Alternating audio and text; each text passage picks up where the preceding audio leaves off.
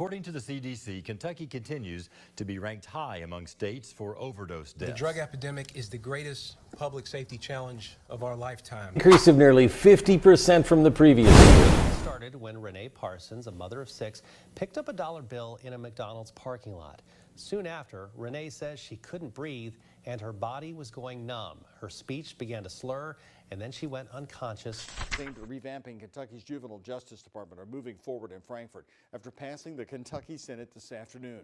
One bill would require the state to hire a third party to conduct a performance review of the department, which many lawmakers have said is in a crisis. Starting next year, boys 14 or older who have been charged with a serious or violent offense will be transferred to a high-security facility. The governor says 46% of the boys in custody right now are charged with capital offenses like murder or felonies. Right now, under the regional model, it would mean that we are housing someone being charged with murder next to somebody who is truant. That's made it incredibly difficult because we have seen disruption after disruption and violence from those that are charged with these higher level crimes. 911 operator Atwell. Jefferson Regional Juvenile Detention Center, and we are having an issue. Kids are rioting. We have escapees. The kids are just running amok. I have fires, multiple fires at 8711 LaGrange Road. We need help up here. These can't start fires. We can't start the fires. Fire department's on the way, ma'am. Kentucky, which has one of the nation's highest incarceration rates, more than 24,000 people this year are state prisoners. That means that they were sentenced in state courts to serve state time for committing state felonies. But half of them will never set foot in a state prison. Instead, they sit in one of 76 local jails because Kentucky's 12 state prisons are full. By using jails to hold more than 12,000 state inmates, it doesn't have any place else to put. Kentucky has badly overcrowded them. In fact, 36 jails are packed beyond the 138% of their capacity the U.S. Supreme Court recommended as a maximum limit for safe incarceration. Some Kentucky jails hold more than twice as many inmates as intended. These jails already were holding 13,000 local inmates, some awaiting trial and others serving short sentences for misdemeanors. What happens when you double a jail's population?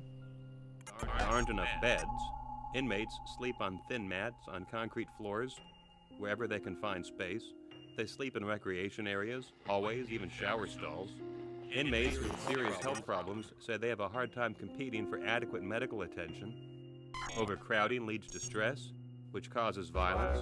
Inmates attack each other and jail staff. Sometimes overwhelmed corrections officers use excessive force on inmates. Another problem, lacking the staff or the space, most jails don't offer the same rehabilitation programs that prisons do to make it less likely inmates will commit new crimes after they are released. Programs like addiction treatment, college classes, anger management, and job training. One study showed that Kentucky felons who served their time in prison had a lower recidivism rate than comparable felons who served their time in jail. Officially, when you look at every available space we have, including county jails because we're mandated, we have been suggesting that by spring of this year, we would be out of space, and that has come true. We are officially out of space. Of domestic violence by providing financial assistance and support is working its way through the Kentucky legislature. The bill would establish the Safe at Home program as a separate trust fund in the state treasury. The program is designed to protect victims of domestic violence, human trafficking, stalking, and other sexual crimes. 1 in 3 women in Kentucky are victims of domestic violence. So local officers are now finding unique ways to detect hidden dangers when responding to domestic violence calls, even using a special checklist that warns of potential threats. October is Domestic Violence Awareness Month, so tonight we're taking an in-depth look at the problem in Kentucky. In the Commonwealth alone, 1 in 3 women will be a domestic violence victim. When the victim decides to leave and find a safe place, often her abuser is able to find her, sometimes by finding her new location through easily accessible and free public records. Died in Kentucky due to domestic violence.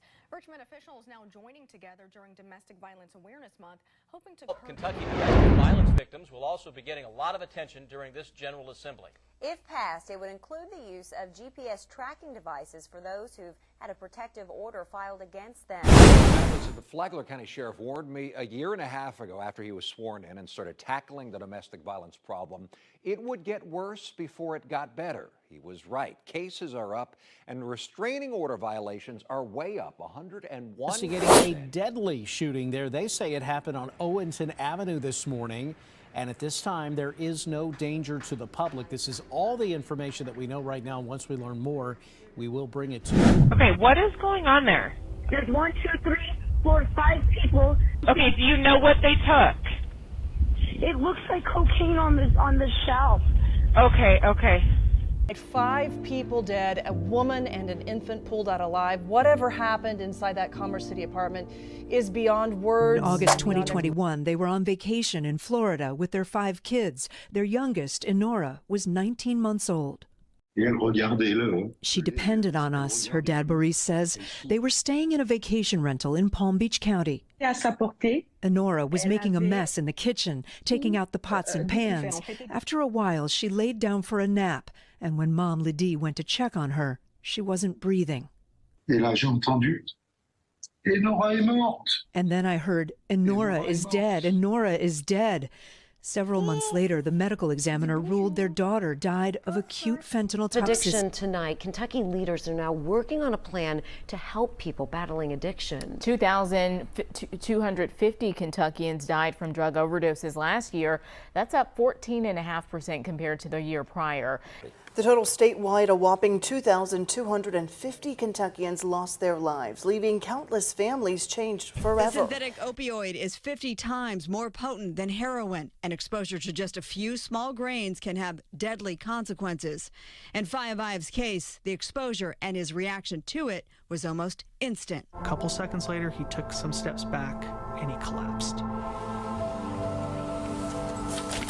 I ran over to him and I grabbed him and he was ODing. Corporal Crane was equipped with the nasal spray Narcan, a prescription medicine that rapidly reverses the effects of an overdose. Oh, no. Don't be sorry. You're okay. Don't be sorry. There's nothing to be sorry about. I got you, okay? I'm not going to let you die. Deputy Fayaviv taken by ambulance, overdosing again and again on his way to the hospital. But without his partner and that Narcan, he knows he would have been just another statistic in this country's deadly drug overdose epidemic. But you know, part of it also falls on us to make sure that when we see somebody in need of help, that we reach out and we get them to reach out. Remember, folks suffering from addiction aren't nameless, faceless people. They're people and care about. They're people we go to church with. They're people that we work with. So, as you can see, we are facing some tremendous obstacles here in the Commonwealth. Hello, my name is Kyle Thompson. I am the owner of Capital Court Authority and the Director of Operations there. We are the largest private probation, judicial drug testing, and electronic monitoring company in Kentucky. In our 10th year, we have accomplished so much to help the citizens of Central Kentucky and beyond and to begin to tackle cycles of addiction, poverty, and to lower criminal recidivism rates throughout Central Kentucky. But we always knew that we needed to evolve into a company that embraced technology to tackle the ever-growing threats to safety and welfare in our communities. And those threats are becoming more and more apparent every single day and are frightening each and every day as well to all of the families and loved ones that we have. In the U.S., we had a drug overdose rate in 2019 of 21.6 people per 100,000. In 2020, that number grew to 28.9 deaths per 100,000 people. And in 2021, the national average rose to 32.4 deaths per 100,000. If you compare that to Kentucky, you'll start to see exactly the concern that we share. In 2019, the rates were 29.5 deaths per 100,000 people in the Commonwealth of Kentucky. In 2020, those rates skyrocketed to 43.6 deaths in per 100,000. And in 2021, Kentucky saw a drug overdose rate of 50.1 people per 100,000, which is 18 points higher than the national average. Getting a little more close to home for some of us, In Franklin County, in 2019, our drug overdose rate was already at 35.3 people per 100,000. In 2020, it crept up just a little bit to 38.3 deaths per 100,000 people. But in 2021, something traumatic happened to this community. In Franklin County, the death rate rose to 69.39 deaths per 100,000. Those are the CDC numbers. That number will be even higher for the year 2022 when those numbers come out. The actual numbers that we are aware of are close to 400 drug overdose deaths per 100,000 people in Franklin County, Kentucky. If those numbers are true, that would mean that we would have the highest drug overdose rate in the state with the second highest drug overdose rate in the United States. In fact, of the 13 counties where we have a court presence, 8 of the 13 counties have drug overdose rates higher than the average rate for the entire Commonwealth of Kentucky. In addition, in Kentucky, 1 in 3 women will be the victim of domestic violence. The lasting social, economic, psychological, physical, and generational damage from that fact will be seen for many decades and will continue to haunt and traumatize those family units for the rest of their natural lives. In addition, in Kentucky, we had 15,570 DUI arrests in Kentucky in 2020. In Kentucky, 24% of all traffic fatalities are alcohol related. A dream of mine 4 years ago was to begin to build the perfect probation database that would allow us to track offenders and clients in real time from court arraignment to disposition and beyond, and to track the progress of our clients throughout not only the time of their arrest, but years after. In 2022, CCA successfully assisted nearly 100 individuals into residential treatment programs, but we knew that we could do better, and we knew we had to do better. So approximately 8 months ago, we began a database initiative with Corrections Software Solutions from Austin, Texas, one of the most respected corrections software companies in the United States, to build the most comprehensive database ever used in private probation in the Commonwealth of Kentucky. This database will actually allow us to integrate all of our services for court and remote access data entry. It will allow for notifications via text and SMS messaging to remind clients of upcoming appointments, their amounts due, and their court dates. This database in its final form will allow for clients to actually check in remotely and to make payments for services through an app on their phone. In addition, our drug testing process remains at the highest level of accreditation and standards with our partner, Cordant Health Solutions Laboratories, with call-in notifications and the utmost protection of personal health information.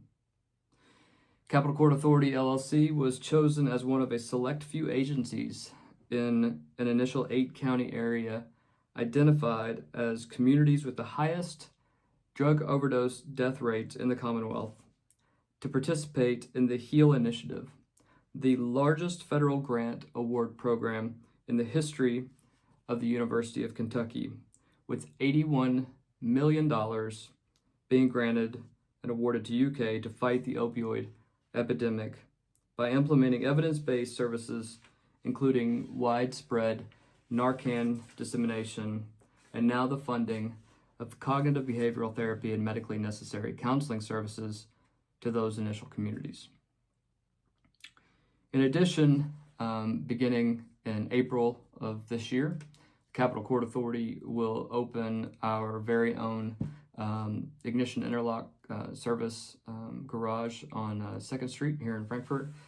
We are extremely excited about that prospect of allowing all of the individuals in each of the service counties that we have to be able to have a one-stop shop, if you will, to be able to have everything done within a relatively short period of time, and have their not only their approval, the installation, and then receiving their new driver's license so that they can drive with an Ignition Interlock system all within 1 day period. we will be working with Smart Start, one of the leading companies in the United States that allows for us to provide the highest level of services to not only the folks in Frankfort and Franklin County, but in all 19 counties that we service through our 5 and soon to be 6 offices. Finally, CCA has been working with our partners at BI Incorporated, one of the largest electronic monitoring services in the country, to provide new technological advances in home incarceration and alcohol monitoring devices. As a result, we are very excited to announce that in the coming months, we will be providing the latest monitoring equipment known as the VeriWatch, a biometric monitoring GPS watch that allows for two-way communication with our clients and better protection for the victims of domestic violence and the public at large. Capitol Court Authority understands the dangers facing our families, friends, and fellow Kentuckians. These major developments that we have just undergone are many years in the making, many years that I thought they were just a dream. But with my team that I consider a family, we have been able to accomplish great things over the last year. But these are just the beginning of a continued growth, progress, and plan regarding innovations in technology to tackle the scourge of crime, violence, drug abuse, and overdoses, and threats to our very way of life in the greatest state in the Union. We will continue to take the fight directly to the devil himself that has brought this plague on the Bluegrass region and has taken too many of our family and friends. From our CCA family to each of you, we are praying for your well-being and your health and your safety. And just know that we will be here when we are needed to save a life in peril. Until sometime later, this is Kyle Thompson signing out.